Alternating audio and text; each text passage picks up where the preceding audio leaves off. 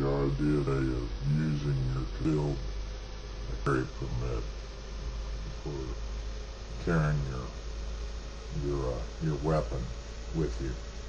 You know, recently there's been a documentation that there's been an uptick in the number of women that are obtaining concealed carry permits, and we think that this is a good idea because anybody that wants to go through the regimen is pretty serious about that, and I think that it'll reduce crime overall. I think we're already seeing that in at least in my local market, if you will.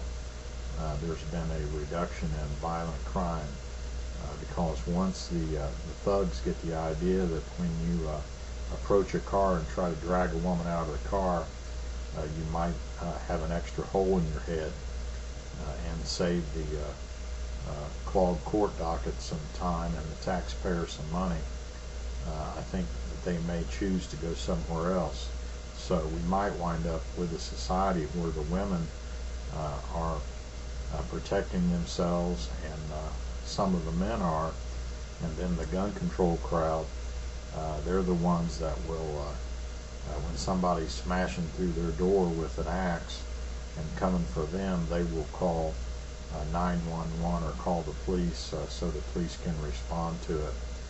Meanwhile, the smart money is taking advantage of our constitutional right to defend ourselves and using firearms in a responsible way. Okay, so you got your permit, and now you want to get a little bit of a primer here on using that permit.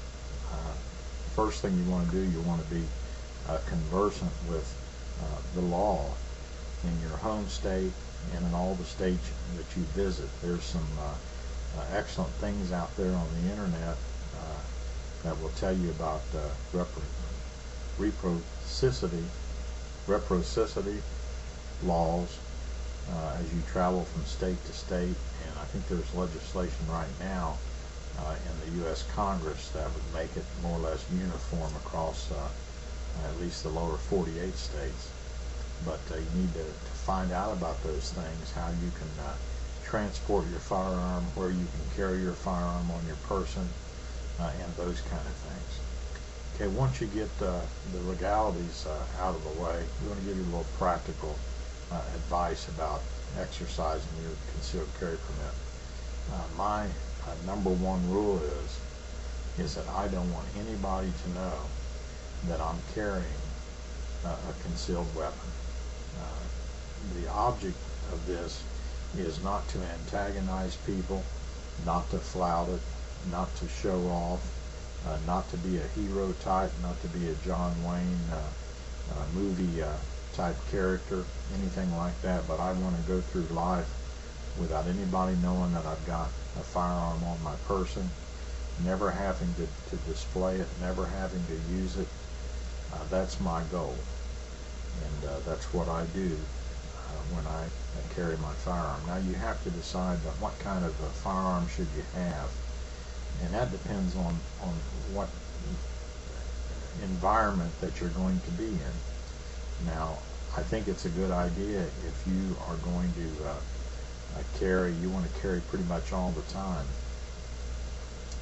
Let's say you're wearing a jacket, and you're going to be in that jacket all day, and you want to get a shoulder holster. And the shoulder holster that I use, I have it set up so that the butt of the gun comes right below my armpit, and when let's say I'm out of my vehicle, I keep my jacket zipped down about halfway so that I can reach in, and I've got a little strap with a snap on it that I can flip off in an instant. I can flip it and I can draw it right out, and I'm ready. And these things you want to practice. You want to practice your draw, unloaded weapon. You want to practice your draw so that it becomes second nature to you. But when I've got my shoulder holster on, you can't even tell that I've got a firearm on my person.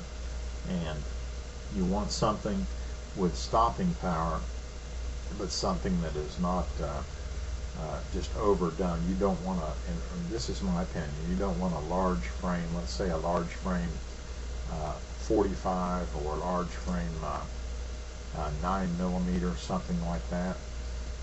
What I carry, and I think these are pretty good choices, I have a 38 special revolver, or you can go like 357, smaller frame, fits very nicely right there. I've got a 380 semi-automatic Bursa, which is a small gun.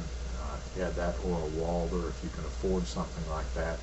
It's nice, it fits well, it's not too heavy. You can carry it all day and it's not extremely tiring, because if you go out and buy a 45 large frame, you're going to find out that you're going to be worn out by carrying it around all the time. But those guns fit very nicely in there. Now, another concealment option that I found to be pretty good is an inside the belt holster with a clip. You can put it right down beside you. If you have your small frame firearm there, you can just drop your shirt tail over it. And I wear a lot of times straight hem shirts that I can just drop right over my belt, and nobody knows I'm even carrying it.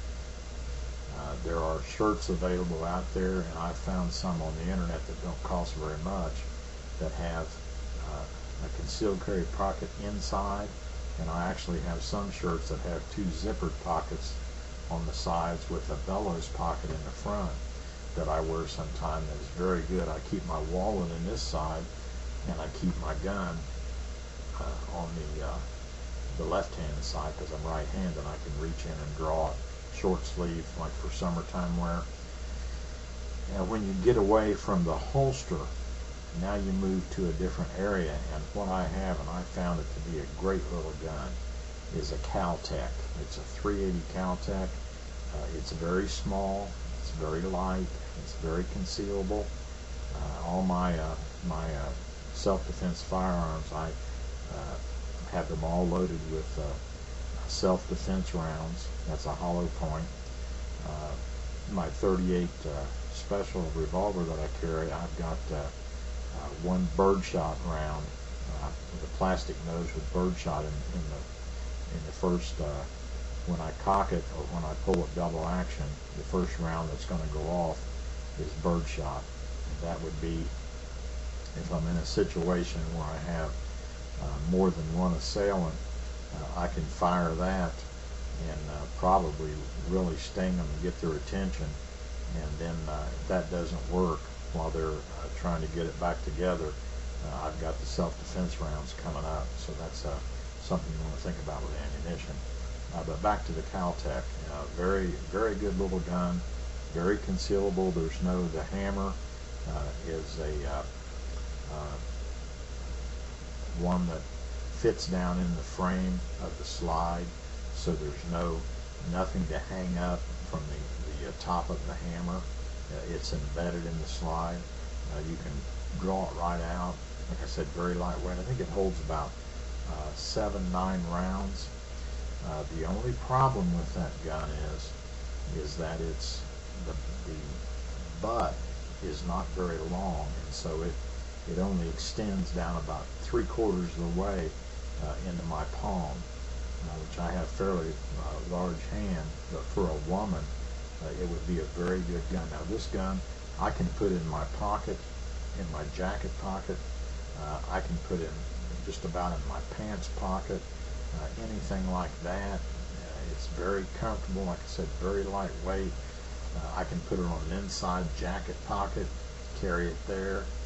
Anytime I want to have a gun that I'm not going to be wearing all day, I'm going to be in a way that maybe I don't need one, and maybe I'm going into a government building or a hospital or something like this. I keep it in my compartment in my center console. I keep it there, and when I need it, I can pull it out and drop it in a pocket, and I've got my weapon with me. But you want to consider these things, and through some trial and error and through some experience, you're going to find out the best system that works for you. So if you don't have a lot of money, you're not a gun collector, you want to consider carefully what guns you buy for your own concealed carry. Talk to some people that have concealed carry. Talk to the guy down at the gun store. Look around. Hopefully you'll benefit by this video, and you'll use your concealed carry permit successfully. And like me, I hope that you never have to use it. Let me know what you think or any questions. Be glad to hear from you.